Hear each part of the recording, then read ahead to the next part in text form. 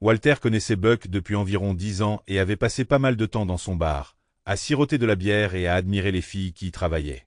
Elles allaient et venaient, mais elles étaient toutes attirantes. Le trio actuel ne faisait pas exception. Gemma derrière le bar et les deux serveuses, Rhys et Cassidy, attirèrent le regard de Walter. Cependant, si c'était le cas pour Gemma et Rhys, cela ne décrivait pas vraiment ses sentiments envers Cassidy. En la regardant, Walter pensa « Pourquoi ne pas épouser quelqu'un comme elle au lieu de celui avec qui je suis marié ?» Cassidy possédait un charme unique. Si Gemma et Rhys étaient belles à la manière de « Je suis belle et je le sais », Cassidy serait différente. Gemma et Rhys auraient pu être des connaissances ou des amis, mais Cassidy aurait pu être celle avec qui passer toute sa vie. Mais peu importe à quel point Walter voulait se rapprocher de l'une de ces trois filles, cela ne pouvait pas arriver. Il ne pouvait pas, à cause de qui il était. Walter était l'un de ces hommes qui suivaient vraiment le principe de l'amour jusqu'à ce que la mort nous sépare. Et à ce moment-là, ce principe le gênait énormément. Récemment, Walter a découvert que sa femme avait une liaison avec son patron, et il semblait que certains de leurs amis communs étaient au courant. Il se demandait cependant s'ils étaient vraiment ses amis. Il lui semblait que de vrais amis auraient dû le lui dire s'ils avaient découvert que sa femme le trompait. Walter pensait qu'ils étaient probablement plus les amis d'Adriana que les siens. Il était assis, sirotant une bière et contemplant sa femme infidèle, lorsque Vince Blackthorne s'installa sur un tabouret de bar à côté de lui. « Comment vas-tu, Wally ?» demanda Vince. « Tu tiens le coup, Vince. »« Et toi ?» répondit Walter. « Toujours la même chose. »« Tu seras là demain soir ?»« Pourquoi ?»« Soirée micro ouvert demain soir. Il y aura de bons gars qui joueront. »« Oui, mais je devrais supporter toutes tes blagues idiotes sur les blondes. Je vois le visage de ta femme quand tu leur dis ça, et je me demande pourquoi elle ne t'a pas encore coupé la langue pendant ton sommeil. »« Je ne dors pas à côté d'elle, » répondit Vince. Walter trouva ça étrange, mais avant qu'il ne puisse dire quoi que ce soit, Vince ajouta « Je dois parler à Buck de demain soir », et il partit. Gemma s'approcha et demanda à Walter s'il voulait plus de bière, mais il déclina. Il termina ce qu'il avait devant lui, se leva et rentra chez lui. Quand Walter arriva à la maison, Adriana avait déjà préparé le dîner et l'avait accueilli avec des câlins et des baisers, auxquels il répondit de la même manière. Adriana ne savait pas que Walter était au courant de sa vie secrète avec le patron, et il ne voulait pas qu'elle le découvre avant d'avoir réglé toutes ses affaires. En attendant, il voulait toujours mener une vie de famille normale, il devait donc garder ce qu'il savait pour lui. Lorsque Walter apprit les aventures d'Adriana, il se tourna vers un avocat et découvrit la dure vérité. Il n'obtiendrait rien en divorçant d'Adriana. Selon l'avocat, les seules options étaient soit de partir sans divorcer d'Adriana et sans lui dire où il était allé, soit de sourire, d'accepter la situation et de vivre avec. Accepter et vivre avec ? Facile à dire quand ça ne vous arrive pas, pensait Walter. Mais au final, il a décidé de faire exactement cela, de vivre avec jusqu'à ce qu'il puisse améliorer sa situation financière ou de quitter Adriana à ses propres conditions. Ces conditions étaient de ne rien lui donner et de laisser Hector Simons en faillite. Il lui serait plus facile que de dénoncer son patron. Il lui suffirait de dire à sa femme ce qu'il manigançait, et si Walter la comprenait bien, elle n'hésiterait pas et le mettrait simplement dehors. Octavia Simons était la fille unique de Benjamin Fitzpatrick, et il l'adorait, mais il n'était pas idiot.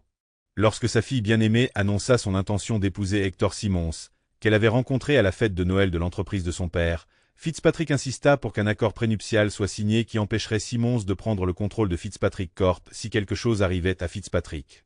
Octavia était sa seule héritière, et il voulait s'assurer qu'elle garde le contrôle de sa succession. Walter savait tout cela grâce à Adriana, qui travaillait comme secrétaire de Simons chez Fitzpatrick Corp et était au courant de tous les ragots du bureau. Elle rapportait ces rumeurs à la maison, et elle devenait le sujet de conversation lors des dîners. Lorsque Fitzpatrick et sa femme moururent dans un accident d'avion, leur seule héritière, Octavia, se retrouva aux commandes de l'entreprise. Soit elle ne pensait pas pouvoir gérer la société, soit elle ne le voulait pas, mais Hector Simons, le directeur des achats, est soudain devenu président de la société. Octavia n'avait peut-être pas envie de diriger la société, mais elle a agi avec sagesse et a conservé les titres de PDG et de présidente du conseil d'administration pour garder un œil sur Hector. Tout ce que Walter avait à faire concernant Simons était de dire à sa femme tout ce qu'il savait. Adriana a été promue juste après Simons. Elle est devenue l'assistante personnelle du président de l'entreprise. Cette promotion a à la fois plu et attristé Walter. L'argent supplémentaire lui faisait plaisir car il venait d'acheter une nouvelle maison, de nouveaux meubles et des appareils électroménagers. Mais ce nouvel emploi obligeait Adriana à voyager à travers le pays avec Simons lorsqu'il négociait de nouveaux contrats. Adriana s'absentait 2 à 3 jours 2 à 3 fois par mois. Walter voulait que sa femme soit à ses côtés, au lieu de voyager à travers le pays, mais Adriana était heureuse dans son nouveau travail, alors il garda le silence et accepta la situation. Du moins, il l'accepta jusqu'à ce qu'Adriana et lui aille danser au club. Ils passèrent un bon moment, buvant, dansant et discutant avec leurs amis. Environ 2 heures après le début de la fête, Walter avait besoin d'aller aux toilettes. Il était assis dans l'une des cabines, vacant à ses occupations, quand Harold et Tommy entrèrent. Walter les reconnut à leur voix. Walter entendit Tommy dire « Adriana a l'air en pleine forme aujourd'hui. »« Ouais, je ne voudrais pas m'amuser avec elle, » répondit Harold. « Je ne sais pas si elle peut te supporter. J'ai pensé que je pourrais peut-être la voir en menaçant de dire à Wally ce qu'elle fait lors de ses voyages avec le patron. Je ne ferai pas ça. Wally est tellement obsédé par elle qu'il ne te croira pas. Il pourrait même te frapper pour avoir osé parler d'elle comme ça. » Tommy avait raison. Walter ne le croirait pas. Il connaissait son Adriana. Elle l'aimait autant qu'il l'aimait. Son Adriana ne le trahirait jamais, quelles que soient les circonstances. Lorsque Walter sortit de la cabine, il pensa à aller voir ces 2 idiots et à les frapper au visage pour ce qu'ils avaient dit sur sa femme. L'autre moitié lui dit « Ne sois pas idiot. Tu ne feras que provoquer une scène et mettre Adriana dans une position embarrassante. » La raison l'emporta et Walter retourna à la fête, essayant de profiter de la soirée. Une fois la fête terminée, lui et Adriana rentrèrent chez eux et firent l'amour. Alors qu'ils s'embrassaient ensuite, Walter comprit que sa femme ne pourrait jamais le trahir. Mais la nature humaine est une chose étrange. Elle nous oblige à nous prouver quelque chose à nous-mêmes. Quelqu'un dit « Tu ne peux pas le faire, et tu dois prouver que tu en es capable. » Quelqu'un dit que c'est tout simplement impossible, et vous devez prouver que c'est possible. Quelqu'un dit que votre femme vous trompe, et vous devez prouver que ce n'est pas vrai. Et le moyen le plus simple de le prouver ? Allez là où elle se trouve lors d'un de ses voyages et constatez par vous-même que c'est un mensonge flagrant. Et c'est exactement ce que Walter a fait. Simons et Adriana sont allés à Atlanta et comme d'habitude, Adriana a appelé Walter pour lui dire où il logeait. Walter était sur le prochain vol pour Atlanta. Au comptoir d'enregistrement de l'hôtel, Walter a demandé si sa femme s'était enregistrée, et après avoir montré sa carte d'identité, on lui a dit qu'elle était dans la chambre 405. Il a mentionné qu'elle était venue à Atlanta pour rencontrer son cousin et lui a demandé s'il s'était enregistré. En effet, le cousin Jimmy séjournait dans la chambre 710. Walter se dirigeait déjà vers le téléphone dans le hall pour appeler la chambre d'Adriana lorsqu'il jeta accidentellement un coup d'œil vers les ascenseurs. Il vit Adriana et Simons sortir de l'ascenseur, se tenant la main. Ils se souriaient. Ils s'arrêtèrent et s'embrassèrent tandis que les portes de l'ascenseur se refermaient derrière eux, puis se dirigèrent vers le bar de l'hôtel. Walter vit suffisamment de choses pour comprendre que ce qu'il avait entendu était vrai, et tout ce qu'il avait à faire était de faire demi-tour, de rentrer chez lui et de réfléchir à la marche à suivre. Mais la nature humaine intervint. Il lui dit « Tu dois en savoir plus, Walter. » Il ne pouvait pas les suivre jusqu'au bar car il le remarquerait. Il devait donc changer suffisamment d'apparence pour ne pas attirer leur attention. Walter entra dans la boutique de souvenirs de l'hôtel. Il y avait de nombreux articles avec le logo des Atlanta Hawks, et il a acheté une casquette de baseball, un coupe-vent, un sac fourre-tout avec le logo de l'équipe et des lunettes de soleil bon marché. Il a pris un exemplaire du magazine Time et s'est dirigé vers les toilettes publiques. Le costume et la cravate ont été mis dans le sac. Walter a enfilé la casquette et le coupe-vent et s'est dirigé vers le bar. Bien sûr, le déguisement n'était pas très convaincant et ne résisterait pas à un examen approfondi, mais Walter ne s'attendait pas à ce qu'Adriana ou Simons examinent qui que ce soit. Il ne s'attendait clairement pas à le voir à Atlanta, et à en juger par la façon dont il se tenait la main et s'embrassait en public, il était peu probable qu'il pense à des détectives privés ou à des détectives. Walter les remarqua dès qu'il entra dans le bar. Ils étaient assis dans une cabine, des verres devant eux, en train de s'embrasser. Il s'est assis à une table où il pouvait les voir, a commandé un verre et a fait semblant de lire un magazine.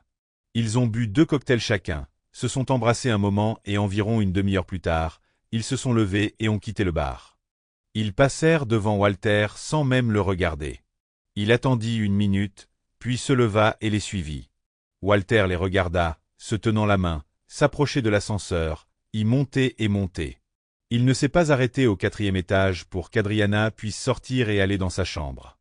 L'ascenseur a atteint le 7e étage, s'est arrêté 1 minute, puis est redescendu. Sur le chemin du retour, il ne s'est pas non plus arrêté au 4e. Convaincu de la trahison de sa femme, Walter rentra chez lui. Le lendemain, il rencontra l'avocat et commença à prendre des mesures pour mettre un terme à sa relation avec Adriana. Quand Walter revint du travail le jeudi, il ne passa même pas chez lui. Adriana l'a appelé et lui a dit qu'elle avait rendez-vous avec Simmons le matin à New York, qu'il prendrait donc l'avion depuis Atlanta, mais qu'elle rentrerait chez elle le lendemain. Walter est allé au Sweet Life pour boire quelques bouteilles de bière et vérifier si Vince avait raison quand il disait que des gars sympas se réunissaient pour une soirée open mic. Il s'est assis sur un tabouret de bar, a commandé sa bière habituelle et s'est installé confortablement. Comme d'habitude, Vince a commencé la soirée avec une blague sur les blondes. 2 blondes étaient dans un ascenseur.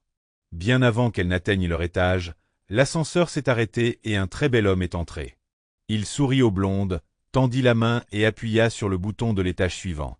Puis il se leva et admira la vue tandis que l'ascenseur montait. Lorsque la porte s'ouvrit derrière lui, il sourit aux blondes, se retourna et partit. Alors qu'il se retournait pour partir, les blondes virent beaucoup de pellicules sur son dos. La première blonde se tourna vers la deuxième et dit. La deuxième blonde répondit. La première blonde regarda la deuxième et demanda. Vince provoqua le rire de tout le monde sauf de sa femme. Elle resta assise à sa table au fond de la salle et lui jeta des regards désapprobateurs.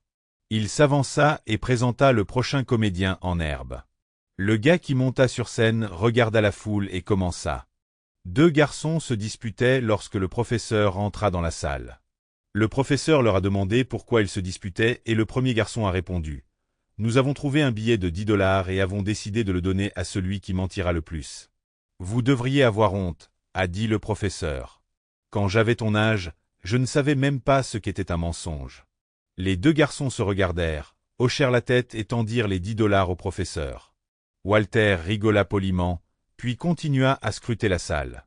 Il regardait simplement les gens quand Cassidy s'assit à côté de lui. « Eh, beau gosse, tu veux bien offrir un verre à une pauvre ouvrière ?»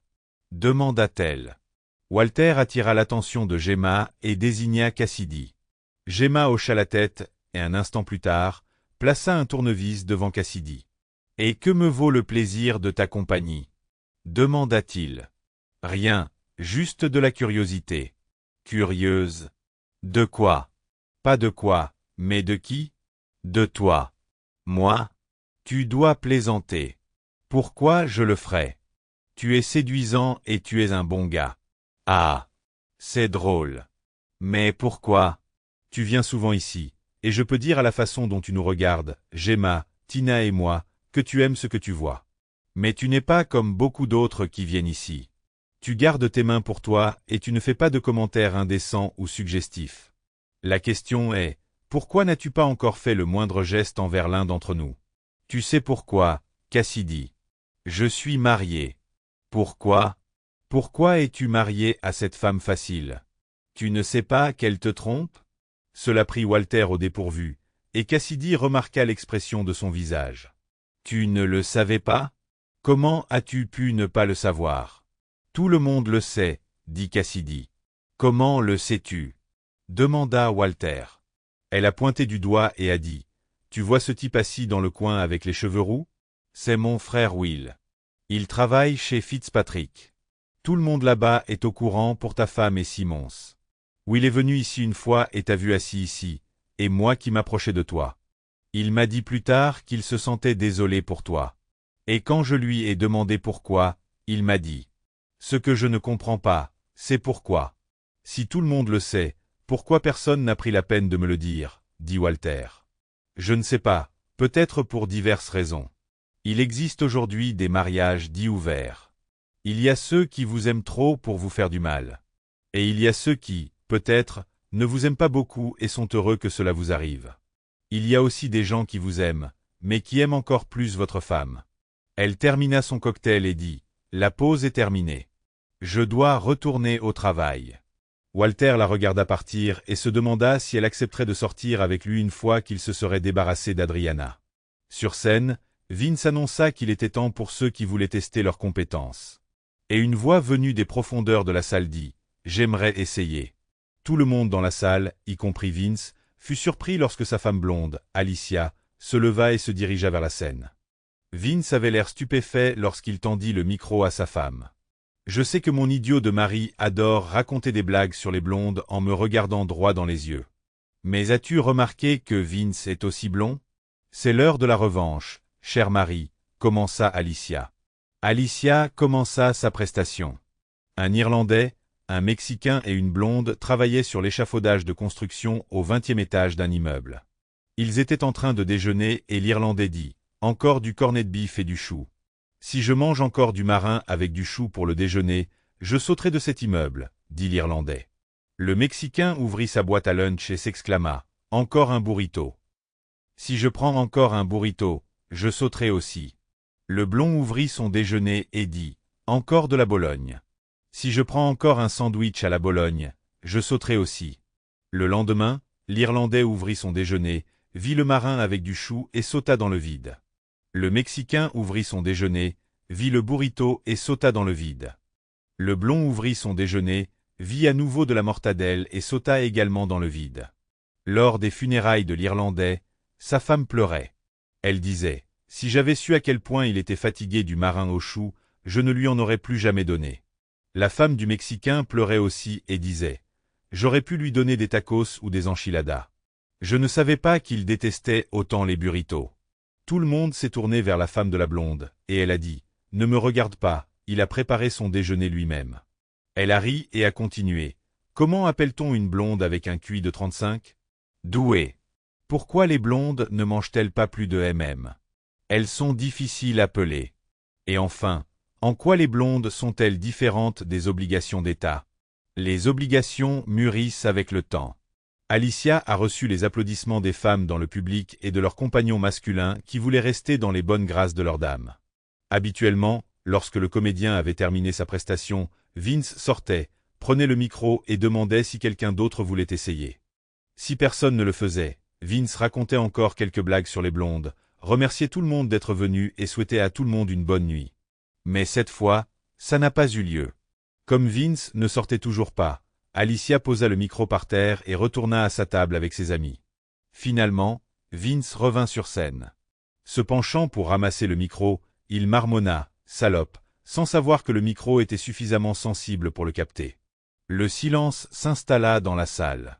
Lorsque Vince porta le micro à sa bouche et dit « C'est tout pour aujourd'hui, les gars », il n'y eut pas les applaudissements et les acclamations habituelles. Walter se leva et rentra chez lui. Pendant les 3 mois qui suivirent, il se fit passer pour un mari aimant pour une femme qui prétendait l'aimer en retour. Walter reçut quelques commandes et un chèque de bonus, qu'il encaissa et cacha dans un coffre-fort dont Adriana ignorait l'existence. La somme était modeste, environ 10 000 $, et elle ne suffirait pas à le faire vivre après le divorce, lorsqu'il aurait dû céder la moitié de ses biens. Et puis la chance a souri à Walter. Comme beaucoup d'autres, il a acheté des billets de loterie, a croisé les doigts et s'est mis à rêver. Il a eu la chance d'acheter un billet gagnant au Powerball. 4 numéros correspondaient. Il y avait le Powerball et le Powerplay, donc le billet lui rapportait 40 000 $ avant impôt. Au final, en encaissant le chèque, il aurait rapporté environ 28 200 $. Il ne serait pas riche, mais ce serait suffisant pour commencer une nouvelle vie après Adriana. Il avait 6 mois pour encaisser le billet. Il devait donc finaliser le divorce avant de recevoir l'argent. Sinon, il ferait partie des biens qu'ils se partageraient. Le moment était opportun. Adriana venait de recevoir une promotion et son salaire était légèrement supérieur à celui de Walter, donc aucune pension alimentaire n'était prévue. Il devrait payer des frais juridiques, et il n'y avait pas d'autre solution que de convaincre Adriana de demander le divorce elle-même, mais Walter ne voyait pas comment cela pourrait se produire. Le plus gros problème, selon lui, était qu'Adriana pouvait contester le divorce. Dans ce cas, elle pourrait faire traîner l'affaire jusqu'au moment d'encaisser le billet, et il deviendrait alors un autre de leurs biens soumis à un partage à 50-50. Walter devait trouver un moyen d'empêcher Adriana de résister. D'après ce qu'il savait, elle ne résisterait peut-être pas, mais il devait s'en assurer d'une manière ou d'une autre. Il pouvait intenter une action en justice pour infidélité, mais cela n'avait pas d'importance. Même s'il l'accusait d'infidélité, Adriana pouvait se moquer de lui et dire qu'il n'avait aucune preuve, que tout cela n'était que son imagination et qu'il devait suivre une thérapie familiale pour comprendre d'où venait son insécurité, puis résoudre ce problème. Walter n'avait vraiment aucune preuve. Le simple fait de dire que tout le monde le savait n'était pas une preuve, pas plus que de voir Adriana et Simons se tenir la main et s'embrasser. Il avait besoin de preuves audio et vidéo solides pour affirmer cela, des preuves qu'il pourrait présenter devant Adriana pour qu'elle comprenne qu'elle divorcerait vraiment et qu'elle passerait son temps à essayer de se battre pour rester ensemble. Il avait besoin d'une sorte de preuve solide, mais après avoir parlé à plusieurs agences de détectives privés, il s'est rendu compte qu'il ne pouvait pas se permettre de les obtenir, même avec l'aide de détectives. Ce soir-là, au Sweet Life, le micro ouvert était de nouveau en marche et Walter a bu quelques verres avant de rentrer chez lui pour retrouver Adriana. Elle était de nouveau partie. Cassidy s'assit sur la chaise à côté de lui et prononça sa phrase habituelle. « Est-ce que tu offrirais un verre à une pauvre ouvrière ?» Elle faisait ça à chaque fois qu'il venait. Walter sourit et fit signe à Gemma de s'approcher, et elle s'approcha avec un verre pour Cassidy à la main. Ils semblaient reprendre leur routine habituelle. « Tu sembles un peu calme aujourd'hui, Wally. Tu n'as pas l'air de beaucoup t'amuser, remarqua Cassidy. J'ai beaucoup de choses en tête, Cass, répondit Walter. Comme quoi? Demanda-t-elle. Walter était tout à fait d'humeur à tout lui expliquer. Il lui raconta sa situation avec Adriana, et le fait qu'il ne pouvait pas se permettre d'engager un détective. Cassidy haussa les épaules. Je ne pense pas que ce soit un si gros problème. Puisque tu n'as pas les moyens, trouve quelqu'un qui peut. Quoi? Walter n'a pas compris. Tu as dit que tu ne pensais pas que sa femme était au courant, n'est-ce pas? Alors vas-y et dis-lui. Laisse-la lâcher ses chiens sur ces deux tricheurs. Elle les attrapera, divorcera de cet idiot et appellera ta femme la maîtresse de ton mari. Tout deviendra public et ça ne te coûtera pas un sou. Walter rit et dit, j'y ai pensé, mais tu as cristallisé cette idée. Merci. Le lendemain, il a appelé Octavia Simons, lui a rappelé qui il était et lui a demandé de lui parler. Elle lui a demandé de quoi il s'agissait et il lui a répondu que cela concernait une situation qui les concernait tous les deux et qui était trop délicate pour être discutée au téléphone. Elle accepta de le retrouver pour déjeuner au restaurant Verdi à midi. Walter arriva 10 minutes plus tôt, dit à Sam qu'il attendait une invitée, la décrivit, puis prit une table au fond de la salle. Madame Simons apparut à 12 heures précises, s'installa en face de Walter et se mit immédiatement au travail. « De quelle situation voulais-tu parler ?» demanda-t-elle directement. Walter, en attendant son arrivée, réfléchissait à la meilleure façon d'entamer la conversation et n'avait toujours pas d'idée claire jusqu'à ce qu'elle s'assoie. Son approche directe a tout réglé pour lui. Il est allé droit au but. Votre mari et ma femme ont une liaison, et une assez longue, j'en ai peur. Vous ne pouvez pas être sérieux, répondit Octavia, visiblement choquée. Je crains d'être tout à fait sérieux, confirma Walter. Avez-vous des preuves? Demanda-t-elle, reprenant un peu son calme. Seulement ce que j'ai vu de mes propres yeux. Tu les as vus? Pas l'acte lui-même, mais j'en ai vu assez pour être convaincu. Je ne comprends pas. Tu les as vus, mais tu ne les as pas vus? Walter m'a expliqué comment il avait découvert ce qu'il manigançait, comment il était allé à Atlanta et ce qu'il y avait vu. Je l'avoue, ce n'est pas quelque chose qu'un tribunal accepterait comme preuve, mais je n'ai aucun doute sur ce qui s'est passé après qu'ils aient pris l'ascenseur jusqu'au 9e étage. Je n'aurais aucun doute non plus si je l'avais vu, a convenu Octavia. Qu'est-ce que tu vas faire? Divorcer dès que possible. Merci de m'avoir informé de cela. J'ai 2 raisons de vous parler de ce qui se passe, continua Walter. Tout d'abord, je pensais sincèrement que vous deviez le savoir. Et deuxièmement, Octavia l'a incité. Principalement pour des raisons égoïstes. Le divorce se passera beaucoup mieux si Adriana ne se bat pas, mais je pense que sans preuves solides, elle le contestera. Le problème est que je n'ai pas de preuves solides. J'ai envisagé d'engager un détective privé pour obtenir ces preuves, mais j'ai conclu que je n'en avais pas les moyens. Mais tu peux. Octavia regarda attentivement Walter et dit, « Et puis, en guise de vengeance, tu proposeras de t'amuser, et tu leur feras savoir que nous rirons les derniers ?» Walter rit et répondit, « Soyez sérieuse, Madame Simons. Personne ne croira qu'une femme comme vous se mette au lit avec un type comme moi. Même pour se venger de son mari. De plus, Si nous faisons cela et que nous le leur faisons savoir, cela va compromettre ce que j'essaie d'accomplir. Cela donnera à Adriana quelque chose qu'elle pourra utiliser pour une contraction, et le divorce va s'éterniser. Je veux me débarrasser de ce traître le plus vite possible. Je pense que cela m'affectera aussi, dit Octavia pensivement. Bon, alors mettons ça sur le compte de ce qui aurait pu être et continuons notre vie, suggéra Walter. Lorsque Walter rentra chez lui, Adriana était là. Au cours du dîner, ils discutèrent de leur journée. Tous deux continuèrent à jouer leur rôle d'époux aimants. Alors ils s'installèrent sur le canapé et regardèrent la télévision jusqu'à l'heure du coucher, puis allèrent se coucher. Walter ne savait pas si Adriana envisageait ou non ses ébats amoureux. Mardi était comme lundi et Walter s'attendait à ce que mercredi soit comme lundi et mardi. Mais à midi mercredi, Adriana l'appela et lui dit qu'elle et son patron devaient être à New York jeudi matin. Ils devaient donc prendre l'avion à 16 heures et elle ne serait pas à la maison le soir. Walter a donc fait ce qu'il faisait habituellement quand Adriana n'était pas à la maison le mercredi. Il est allé à Sweet Life. Il est resté tard au travail et par conséquent est arrivé là-bas après le début de la soirée micro ouvert. Il n'a donc pas entendu les blagues de Vince sur les blondes. Gemma a apporté une bouteille de PBR et il a remarqué la scène. Il a regardé la table où la femme de Vince s'asseyait habituellement et a vu qu'elle n'était pas là. D'après ses souvenirs, elle n'avait jamais manqué les soirées open mic. Walter se demanda si cela avait un rapport avec ce qui s'était passé mercredi dernier. Le gars sur scène était un habitué, mais Walter ne l'avait jamais vu jouer auparavant. Il commença son numéro et plaisanta de manière assez amusante. Walter rigola poliment, puis entendit « acheter un verre pour le pauvre travailleur » et se retourna pour voir que Cassidy avait pris place à côté de lui. Avant qu'il puisse dire un mot, Gemma avait déjà placé un verre devant Cassidy. Walter se surprit lui-même lorsqu'il attrapa Cassidy et l'embrassa fermement. « Oh, qu'est-ce que c'est que ça tout d'un coup » s'exclama-t-elle. « J'ai suivi ton conseil et contacté Octavia Simons. Elle ne savait pas que son cher mari jouait à des jeux dans son dos. Je suis sûr qu'elle va enquêter, mais je ne sais pas si elle partagera ce qu'elle a découvert avec moi. Même si cela n'a pas d'importance. Comme tu l'as dit, quand elle divorcera, cela deviendra public et je pourrai en tirer avantage. Et tout ce que j'obtiendrai en échange de ce conseil, c'est un baiser ? Demanda Cassidy avec une indignation feinte. Que voudrais-tu d'autre à la place ? Demanda Walter. Repose-moi la question quand ton divorce sera prononcé, répondit-elle en souriant. Walter la regarda un long moment, puis dit « Tu peux compter sur moi ». Cassidy sourit, finit son verre et retourna au travail.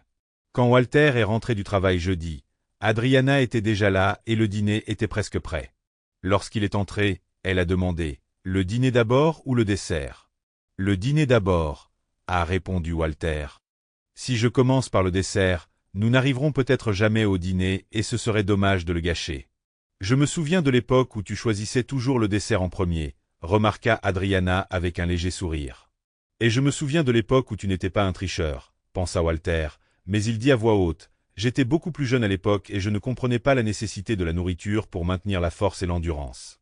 Après le dîner, ils s'installèrent sur le canapé et regardèrent la télévision avant d'aller se coucher. La semaine suivante se passa sans aucun déplacement, mais Adriana travailla tard et dut partir une demi-journée le samedi. Octavia Simons appela Walter le mardi et lui demanda de le rencontrer pour déjeuner au restaurant Verdi. Lorsqu'il arriva, elle était déjà là, assise à une table au dernier rang. Sur la table devant elle se trouvait une grande enveloppe, et elle la poussa vers Walter quand il s'assit. « Voilà tout ce que tu peux demander, et même plus, » dit Octavia. « Tu sais déjà qu'elle te trompe, donc si j'étais toi, je ne regarderais pas les disques. Ces images resteront probablement gravées dans ta mémoire. » Walter hocha la tête sans toucher l'enveloppe. « Il va avoir une grosse surprise quand je lui remettrai ça, » continua Octavia. « Mon enquêteur a découvert que Director avait loué un appartement pour l'utiliser comme nid d'amour. S'il l'avait enregistré à son nom, mon enquêteur n'aurait pas eu le droit légal d'y installer une surveillance audio et vidéo. Mais il a fait une erreur en ne l'enregistrant pas à son nom, mais en facturant la société. Puisqu'il a facturé la société et que je suis une employée de la société, je pouvais l'autoriser, ce que j'ai fait. Laisse-moi deviner, dit Walter. Mardi et jeudi quand Adriana m'a dit qu'elle devait travailler tard, et samedi quand elle m'a dit qu'elle devait aller travailler une demi-journée? Tu as bien deviné, confirma Octavia. Et le lundi, le mercredi et le vendredi, de longs déjeuners. Walter s'étonnait qu'il n'ait rien fait le dimanche pour terminer la semaine en beauté. Maintenant que tu as des preuves, que vas-tu faire? Demanda Octavia. Je vais engager un avocat et demander le divorce, a répondu Walter. Prends le mien, il a déjà préparé tous les documents, a proposé Octavia. Je compte que mon mari recevra une convocation au travail juste avant que je le rétrograde au poste qu'il occupait avant que je l'épouse. Si nous faisons tout correctement, nous pourrons déposer le dossier simultanément, a-t-elle ajouté. Donnez-moi le numéro de votre avocat, et je l'appellerai dès mon retour au bureau. Je le pensais, c'est pourquoi je lui ai dit de s'attendre à votre appel, a répondu Octavia. Encore une chose, continua-t-elle. Comme ils ont discuté de ce qu'ils allaient faire après avoir terminé leurs affaires, je vais lui remettre une ordonnance de restriction en même temps que les papiers du divorce. Vous devriez envisager de faire la même chose. Pourquoi? De quoi parlait-il? Demanda Walter avec anxiété. Octavia respira profondément et répondit qu'il parlait du fait que ce serait plus facile pour eux si toi et moi n'étions plus là. Hector a dit que si je mourais, le contrat de mariage serait annulé et qu'il ne lui resterait plus rien. Ta femme a ri et a dit que si tu mourais, ça ne lui rapporterait que $100 000. 200 000 si tu mourais par accident. Et elle lui a demandé s'il avait une idée sur la façon dont il pourrait arranger ça. Walter pâlit. Et qu'a-t-il dit? Il a dit que ça valait la peine d'y réfléchir, dit Octavia d'un ton grave. Au ton de leur voix, je pouvais dire qu'il plaisantait, mais cela me donna une raison supplémentaire de le coincer. Mon problème, continua Walter, c'est que je ne pense pas pouvoir me présenter devant le juge à l'audience et dire que je crains pour ma vie sans éclater de rire. Elle mentait de toute façon, fit remarquer Octavia. Je n'ai qu'une assurance vie de $25 000, mais je suis d'accord avec vous, alors j'aurai de quoi la frapper. Tu as des jours de vacances? Demanda soudain Octavia. 3 semaines. Pourquoi? Je pensais que le lendemain du jour où j'aurais rétrogradé Hector, je pourrais te nommer nouveau président de la société, suggéra Octavia avec un sourire narquois. Bien sûr, ce ne serait qu'une fiction, mais imaginez sa réaction au fait que le mari de la femme, avec qui il avait une liaison, devienne son nouveau patron. Il sera furieux, a reconnu Walter. Vous pourriez même prétendre monter un dossier contre lui pour le faire licencier. Octavia réfléchit un instant. Pourquoi ne pas le licencier au lieu de le rétrograder? Il va probablement poursuivre l'entreprise pour licenciement abusif, répondit Walter. Quel licenciement abusif? Rétorqua Octavia. L'appartement qu'il paye avec l'argent de l'entreprise est un détournement de fonds de l'entreprise à des fins personnelles.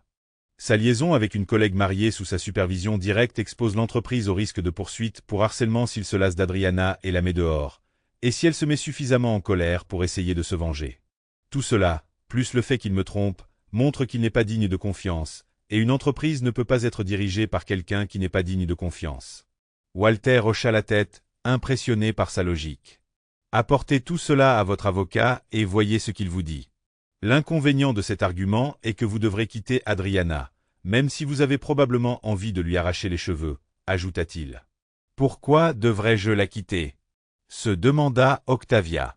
À cause de l'accusation de harcèlement potentiel. Il lui suffit de dire que votre mari a menacé de la licencier et de lui donner une mauvaise référence si elle n'était pas d'accord. Tu la quitteras, tu lui donneras une petite augmentation et tu la promouvras au pire poste de l'entreprise. Au bout d'un moment, elle se lassera de ce travail minable et démissionnera d'elle-même. Walter jeta un coup d'œil à l'horloge. Je dois retourner au travail. Merci pour ça, dit-il en tenant l'enveloppe devant lui et en se levant. Et que dire de mon idée de faire de toi le président pendant quelques semaines? Demanda Octavia alors que Walter s'apprêtait à partir. Ça ne marchera pas si tu le vires, et il ne sera plus là, répondit Walter.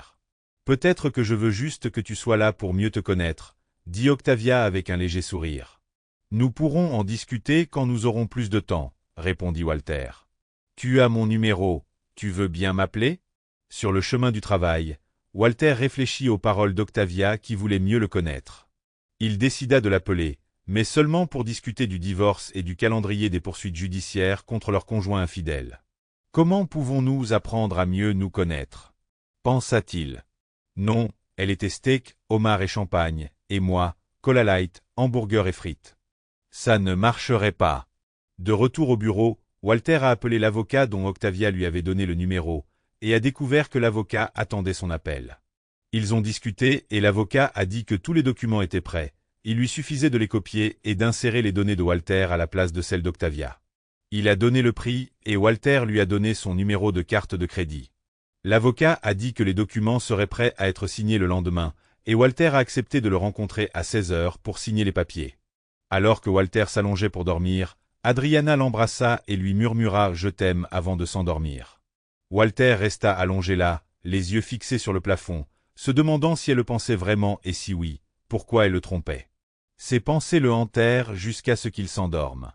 À 16 heures, Walter entra dans le bureau de Mahoney, Rupert et Joe et fut conduit au bureau de Michael Joe. Il fut surpris de voir Octavia là-bas et il s'avéra que la signature de ces documents n'était qu'une partie de la raison de sa présence.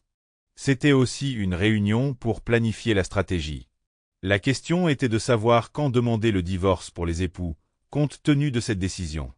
En raison de la date limite pour l'achat du billet de loterie, Walter voulait le faire le plus tôt possible, mais Octavia voulait attendre le bon moment.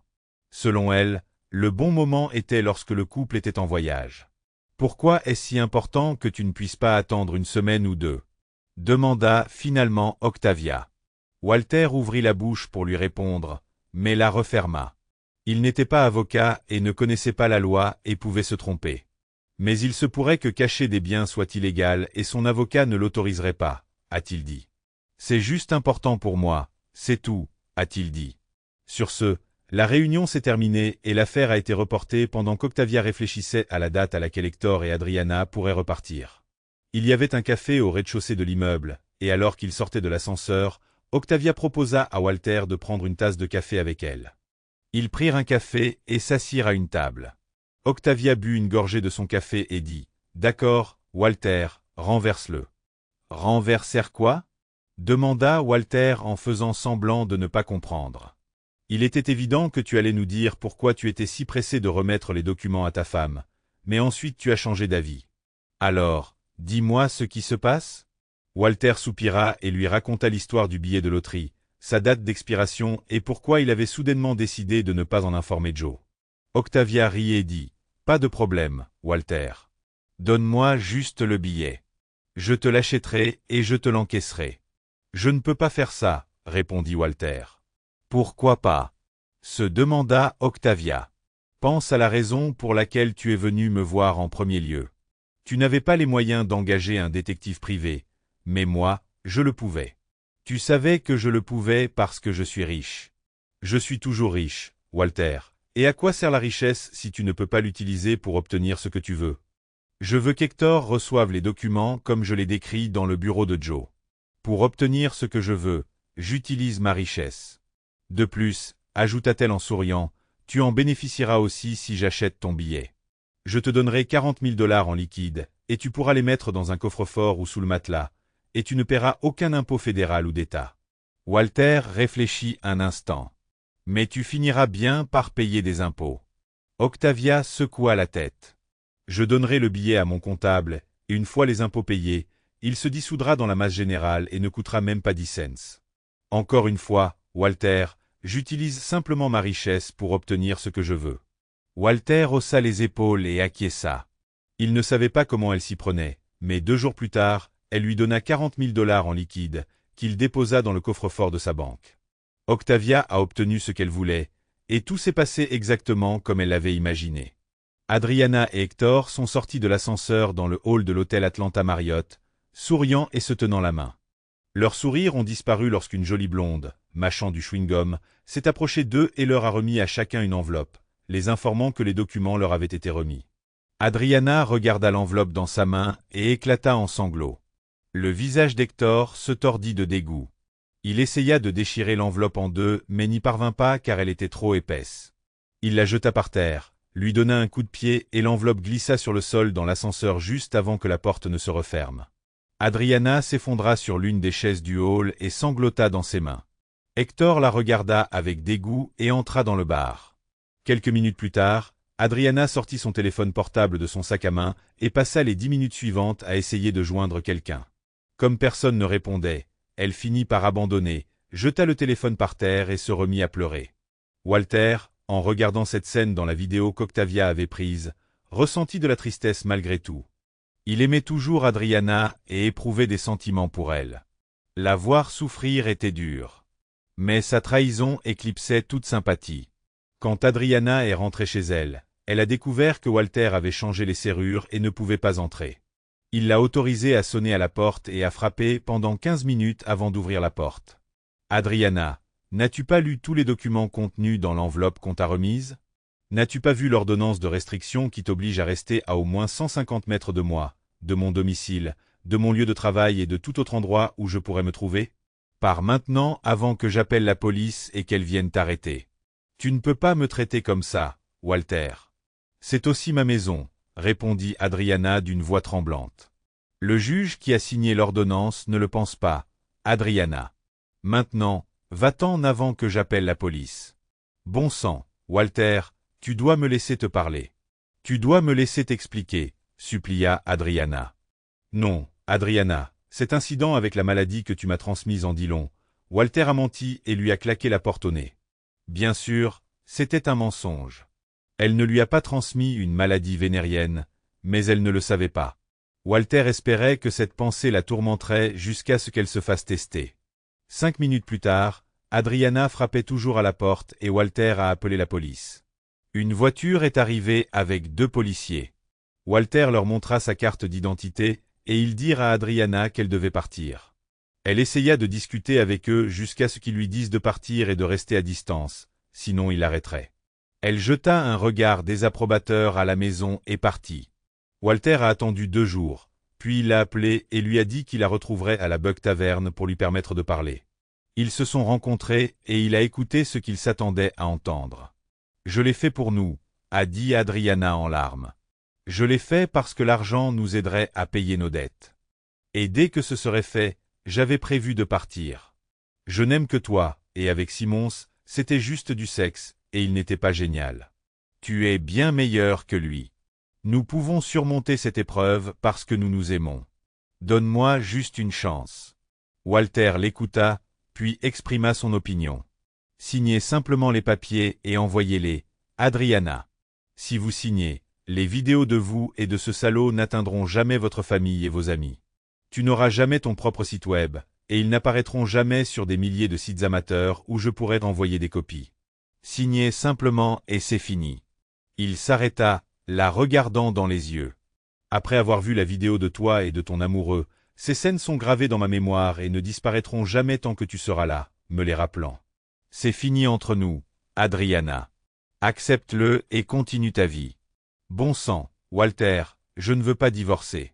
Je t'aime, » s'exclama Adriana. « Alors tu n'aurais pas dû commencer à me tromper, » répondit froidement Walter. « Maintenant, tu es une marchandise usée et souillée, et je ne veux plus rien avoir à faire avec toi. Considère-toi comme chanceux. Au moins, tu as encore un travail, ce qui n'est pas le cas de ton amant. » Walter se leva, laissant Adriana seule et souriant à lui-même. Il savait que lorsqu'elle serait prête à partir, elle découvrirait qu'il n'avait pas payé la facture et qu'elle devrait s'en occuper elle-même. 3 jours plus tard, Octavia appela Walter et lui demanda de déjeuner avec lui. Ils se sont rencontrés au restaurant Verdi, et après que Tilly ait pris leur commande, Octavia lui a raconté ce qui s'était passé après avoir remis les documents à Hector. Apparemment, il n'a jamais trouvé l'enveloppe qu'il avait laissée tomber dans l'ascenseur, donc il n'a jamais lu l'ordonnance de restriction, a commencé Octavia. Quand il est rentré chez lui, il n'a pas pu entrer parce que j'avais changé les serrures. Il a commencé à frapper à la porte d'entrée, à lui donner des coups de pied et à crier « Ramène ton cul ici et ouvre cette foutue porte !» Walter grimaça en imaginant la scène. Apparemment, il n'avait pas remarqué la voiture garée dehors avec le panneau « Service de sécurité Avery », continua Octavia. 2 hommes sont sortis de la voiture, se sont approchés de lui et lui ont poliment demandé de partir. Il leur a dit d'aller se faire foutre et leur a demandé de quitter sa propriété. L'un des hommes a dit à Hector qu'ils avaient été embauchés pour surveiller le territoire et s'assurer qu'ils respectaient l'ordonnance de restriction, lui ordonnant de rester à 150 mètres de la maison et de Madame Simons. « Et comment a-t-il réagi ?» demanda Walter. Il les insulta à nouveau et leur ordonna de quitter sa propriété une fois de plus. Comme ils ne bougeaient pas, il poussa l'un d'eux. Quand Hector a repris connaissance après avoir été assommé par un tasé, il a découvert que les 2 gardes avaient été remplacés par 2 policiers et que lui-même était menotté. Lorsqu'il est sorti de l'isolement et s'est rendu au travail, 2 gardes l'ont arrêté, lui disant qu'ils avaient reçu l'ordre de ne pas le laisser entrer dans le bâtiment au-delà du hall d'entrée. L'un des gardes a passé un appel. 3 minutes plus tard, le responsable des ressources humaines est arrivé et a informé Hector qu'il avait été licencié pour détournement de fonds de l'entreprise et violation de la section morale du manuel des politiques et procédures de l'entreprise. « Vous ne pouvez pas me traiter comme ça, idiot. Vous semblez avoir oublié que c'est moi le patron ici, » a déclaré Octavia en imitant sa voix. Il s'est mis en colère et lorsqu'il a refusé de partir, l'employé des ressources humaines a appelé la police. Ils sont arrivés et l'idiot s'est retrouvé à nouveau en isolement pour avoir violé l'ordonnance de restriction une 2e fois. Walter secoua la tête en écoutant cela. Et comment tout cela s'est-il terminé? Il ne savait pas que j'étais dans l'immeuble, alors quand il a été amené devant le juge, comme la première fois, il a réussi à se défendre contre les accusations parce qu'il n'avait aucun moyen de savoir que j'étais là. Je n'ai pas de bureau dans l'immeuble et je ne suis pas l'un des employés, donc il n'avait aucune raison de penser que je pouvais être là. Le juge a accepté et l'a libéré. Mais il a été humilié d'être escorté hors du bâtiment, menotté, devant des personnes qu'il dirigeait autrefois. L'une d'elles était Adriana. Octavia a continué son récit. En tant que présidente du conseil d'administration, j'ai assumé les responsabilités du président et j'ai informé Adriana que je n'avais pas besoin d'assistante personnelle et qu'elle travaillerait au secrétariat jusqu'à ce qu'un autre poste lui soit trouvé. Elle conserverait son salaire et tous les autres privilèges dont elle bénéficiait en tant qu'assistante personnelle. Octavia s'arrêta et ajouta avec un léger sourire. Et puis je lui ai dit que je voulais vraiment la virer, et que la seule raison pour laquelle je ne l'ai pas fait, c'est parce que tu m'en as dissuadé. Comment a-t-elle réagi? Demanda Walter avec intérêt. Adriana semblait choquée que je te connaisse, et encore moins que j'ai des contacts avec toi, répondit Octavia. Le lendemain, je l'ai convoquée dans mon bureau et je lui ai annoncé qu'elle était promue au poste de directrice de bureau et envoyée dans une usine située à 50 km d'ici. J'ai ensuite dit à Adriana qu'elle recevrait une augmentation de salaire de 10% afin qu'elle gagne un peu plus que toi, ce qui t'éviterait d'avoir à payer une pension alimentaire. Walter a haussé les sourcils, surpris. Et que lui as-tu dit à la fin de la réunion? Je lui ai dit qu'une fois nos divorces finalisés, j'avais l'intention de t'arracher les yeux en guise de remerciement pour m'avoir informé que mon mari me trompait, sourit Octavia. Adriana quitta la réunion sous le choc, secouant la tête. Walter était sûr qu'Adriana le croyait lorsqu'il lui parlait des conséquences potentielles des vidéos qu'il avait, car elle n'avait pas contesté le divorce. Il s'agissait d'un partage standard des biens et tout ce qu'il avait à payer, en plus d'Adriana, était la perte de la maison. Il n'y habitait pas depuis longtemps. Donc le produit de la vente était modeste mais suffisant pour verser la compte pour un appartement et s'y installer.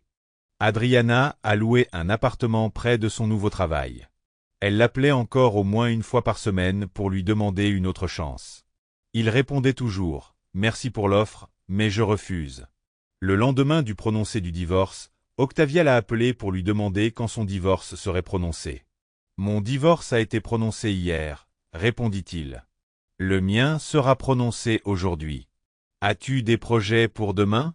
Non, je n'ai aucun projet, dit-il. Tu le feras. Viens me chercher à 6 heures du soir à mon bureau. Nous fêterons la liberté avec un dîner, des boissons et de la danse. Octavia était magnifique quand il est venu la chercher à 6 heures du soir. Elle a dit qu'elle lui avait demandé de venir la chercher au bureau parce qu'il y avait des gens qui étaient restés en bons termes avec Hector et il lui dirait probablement qu'ils étaient ensemble. Ces mêmes personnes en informaient probablement aussi son ex-femme. La conversation au cours du dîner était passionnante. Octavia a parlé de la façon dont les choses se sont déroulées depuis qu'elle a pris la direction de l'entreprise. Elle a réalisé qu'elle aimait être responsable et qu'elle regrettait de ne pas avoir assumé ses responsabilités lorsque son père est décédé. Walter lui raconta ses aventures et l'appartement qu'il avait acheté après la vente de la maison. Après le dîner, ils allèrent au Red Corn pour boire un verre et danser. Le samedi, Walter et Octavia se réveillèrent tard et allèrent au Minotaur pour un petit déjeuner tardif, puis se dirigèrent vers son appartement et firent à nouveau l'amour. Le dimanche, ils passèrent à nouveau la nuit chez Octavia. La semaine suivante, Walter et Octavia se virent 2 ou 3 fois par semaine et le week-end. Puis le vendredi soir, alors qu'ils passaient le week-end chez lui, elle lui annonça que ce week-end serait leur dernier. « J'ai apprécié chaque minute passée avec toi, mais je ne t'aime pas. Et honnêtement, tu ne m'aimes pas non plus. Nous sommes de bons amis unis par une cause et un traumatisme commun, mais c'est tout ce que nous avons et aurons, et une relation ne peut pas être construite sur cela, a-t-elle déclaré. Est-ce que tu as récemment pris conscience de cela? Demanda Walter. Il y a quelques jours. Au fond, tu comprends aussi que ces relations n'ont pas d'avenir, déclara fermement Octavia. On pourrait essayer.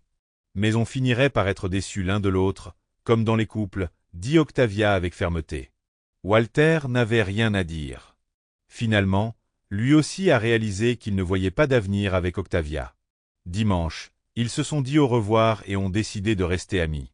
Et lundi, Walter a commencé une nouvelle phase de sa vie de célibataire en quête d'amour. Lundi et mardi, Walter se sentait un peu déprimé à cause de la perte d'Octavia. Mais mercredi, son humeur s'était améliorée car il n'était pas allé à Sweet Life depuis 1 mois et demi et avait finalement décidé d'y aller. Dès qu'il s'est assis sur un tabouret au comptoir du bar, Gemma est apparue avec son PBR et s'est assise de l'autre côté du comptoir du bar. « Bienvenue, étranger, dit-elle. Heureux d'être de retour, chérie. Puis-je te persuader d'accepter un rendez-vous avec moi ce soir? Demanda-t-il. Tu sais que je ne sors pas avec des clients, dit-elle. Mais il y a une jeune femme ici qui accepterait peut-être de te donner une chance. Et elle est partie pour s'occuper d'un autre client. Walter avait déjà bu la moitié de sa bière quand Vince s'assit à côté de lui. « Où étais-tu, Walter » demanda-t-il. « Nos talentueux gars ne t'ont-ils pas suffisamment impressionné, et tu as donc décidé de ne pas revenir? »« Non, non, répondit-il. J'avais juste quelque chose à régler. »« Ah, je vois, dit Vince. » Il se leva pour parler aux autres participants de l'événement de ce soir, puis monta sur scène, salua tout le monde lors de la soirée micro ouvert, et comme prévu, commença par une blague sur les blondes. Une blonde achète un thermos. Elle l'apporte au travail pour le montrer à ses amis. Une de ses amies, blonde elle aussi, lui demande « À quoi ça sert ?» La première blonde répond « Il garde au chaud les choses chaudes et au froid les choses froides. » Son amie lui demande « Qu'est-ce qu'il y a dedans maintenant ?» Une tasse de café et 2 glaces. Au milieu de la soirée, quelqu'un s'assit sur le tabouret à côté de lui et il entendit une voix familière. « Acheter un verre pour un pauvre ouvrier ?» Comme toujours, dès qu'elle prononça ces mots, Gemma posait déjà un verre sur le bar devant Cassidy. « Tu te souviens de ce que j'ai dit à propos des chances de Walter ?» Elle lui a dit avant de partir pour s'occuper d'un autre client. « Que voulait-elle dire ?» demanda Cassidy. « Je pense qu'elle voulait dire que puisque je suis divorcé, je devrais t'inviter à sortir avec moi. »« Et alors ?» demanda-t-elle. « Quelles sont mes chances que tu acceptes ? Je ne le saurai pas tant que tu ne me le demanderas pas. Veux-tu dîner avec moi lors de ton prochain jour de congé ? Non. Je ne peux pas dîner avec toi le jour de mon prochain congé, mais je suis libre le 2e jour. » Et elle prit une serviette, écrivit quelque chose dessus et la lui tendit. « Appelle-moi pour prendre des dispositions. » Elle se leva, sourit et retourna au travail. Walter venait de finir sa 3e bière et décida qu'il était temps de partir. Il arriva à la porte de Cassidy à 6 heures le lundi et en appuyant sur la sonnette, il réfléchit à ce qui l'attendait. « Nous espérons que vous avez aimé l'histoire. Merci de nous montrer votre soutien en cliquant sur le bouton j'aime, en vous abonnant et en activant l'icône en forme de cloche pour recevoir des notifications sur les nouvelles histoires. Merci.